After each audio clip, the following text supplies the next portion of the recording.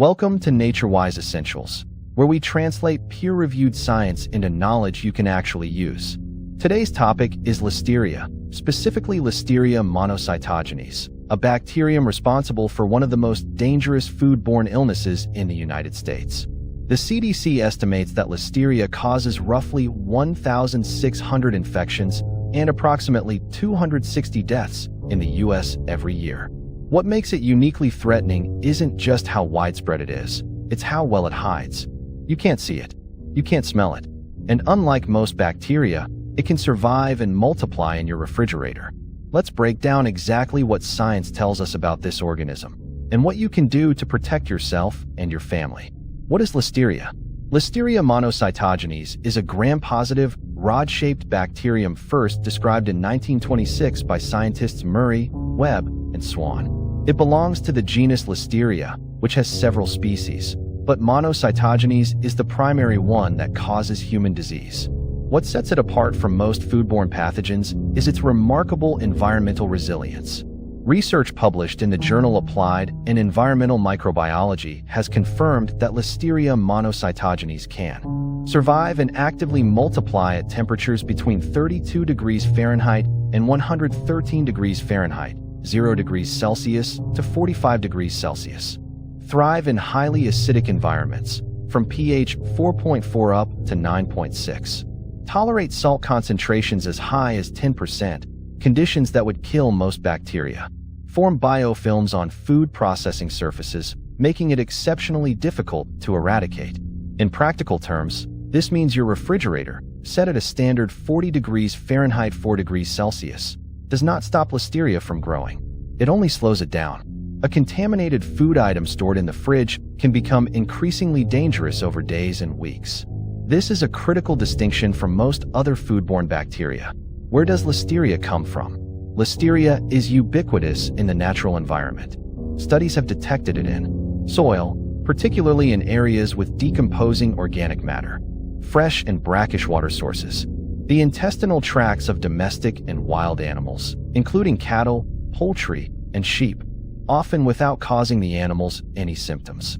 Silage, fermented crop fodder, which is a common vector for spreading the bacterium to livestock. From these reservoirs, Listeria enters the food supply through several documented pathways. Contaminated irrigation water reaching raw produce, processing facility equipment, drains, conveyor belts, cutting blades, and refrigeration units that harbor Listeria biofilms.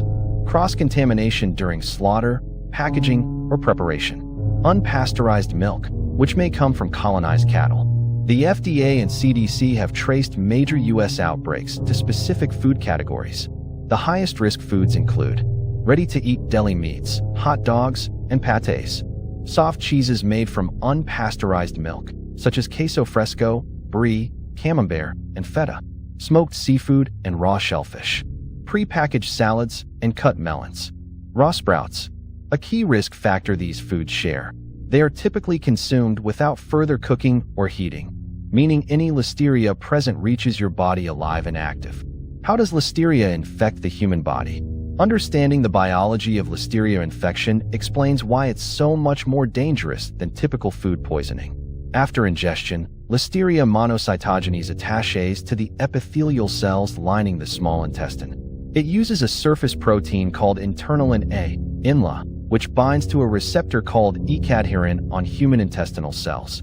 This molecular key unlock mechanism allows the bacterium to trigger its own uptake, essentially tricking your cells into engulfing it. Once inside the cell, Listeria deploys a toxin called Listeriolysin O, LLO, which punches holes in the phagosomal membrane, the internal compartment where immune cells normally destroy bacteria. By escaping into the cytoplasm, Listeria evades destruction. It then uses a protein called acta to hijack the host cell's actin, the structural protein that gives cells their shape, propelling itself from cell to cell without ever re-entering the bloodstream, where antibodies could neutralize it. This intracellular movement is why Listeria can cross anatomical barriers that most pathogens cannot.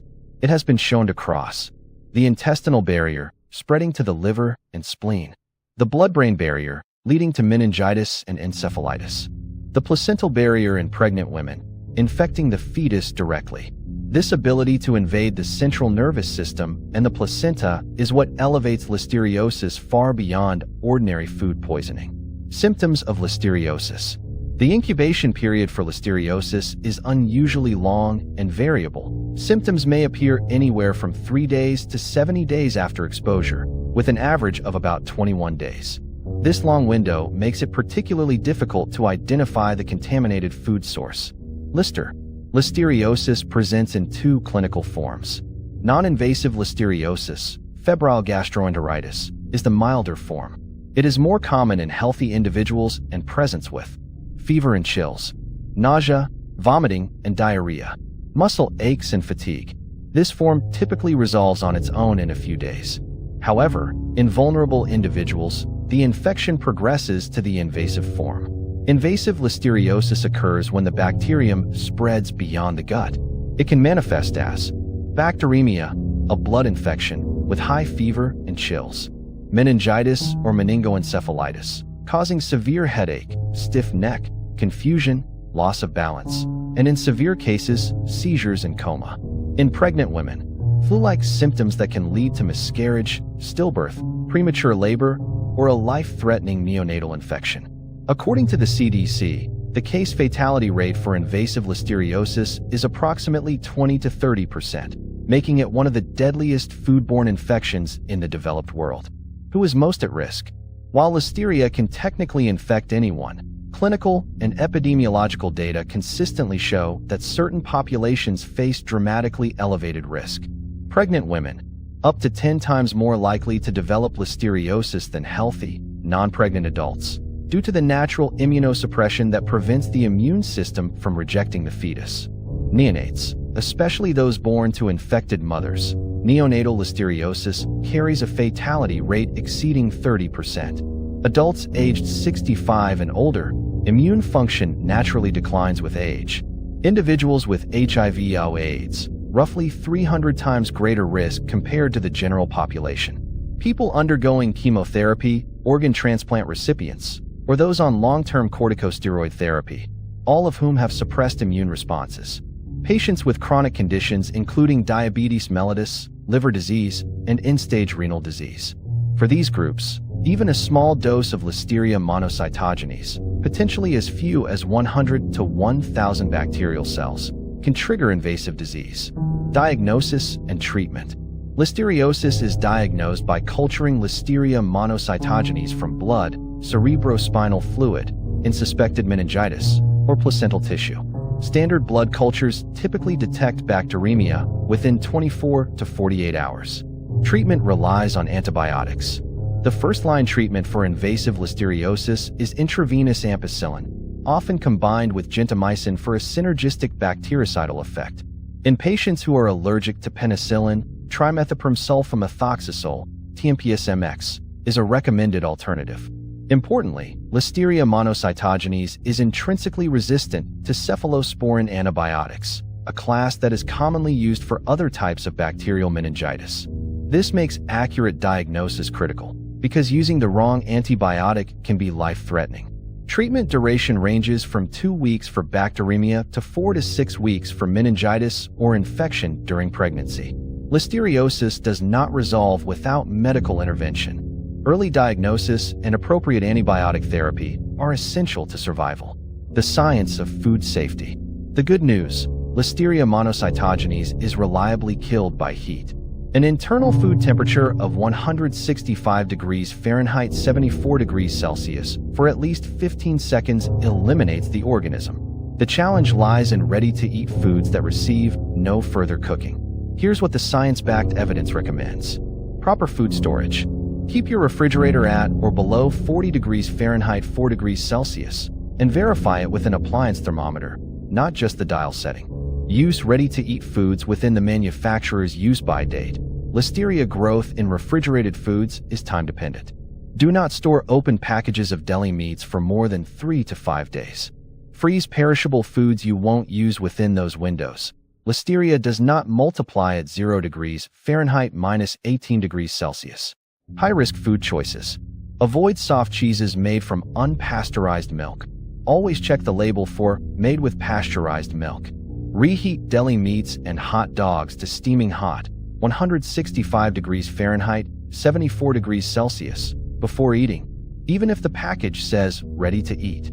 Avoid raw sprouts. Avoid refrigerated smoked seafood unless it is cooked into a dish. Kitchen hygiene. Wash hands thoroughly with soap and water before and after handling raw foods. Wash all raw produce under running water, even fruits you intend to peel, since the blade can transfer surface bacteria to the interior. Sanitize refrigerator shelves, drawers, and handles regularly. Listeria biofilms can persist on interior surfaces. Use separate cutting boards for raw meat and ready-to-eat produce. For pregnant women and immunocompromised individuals, the FDA advises avoiding the high-risk food categories entirely during the period of elevated vulnerability, not simply reducing intake, but eliminating these specific risks. Listeria monocytogenes is a small organism, but the science is clear about the size of the TH. The threat it poses, particularly for pregnant women, newborns, the elderly, and people with weakened immune systems. The reassuring news is that the evidence-based prevention strategies are straightforward. Proper temperatures, informed food choices, and consistent kitchen hygiene can significantly reduce your risk. If you or someone you know is in a high-risk group and develops a fever, severe headache, stiff neck, or confusion after eating potentially contaminated food, seek medical attention immediately. Early treatment can be life-saving. If you found this video helpful, please like it and subscribe to NatureWise Essentials for more science-based, evidence-backed health content. Thanks for watching. Stay informed and stay safe.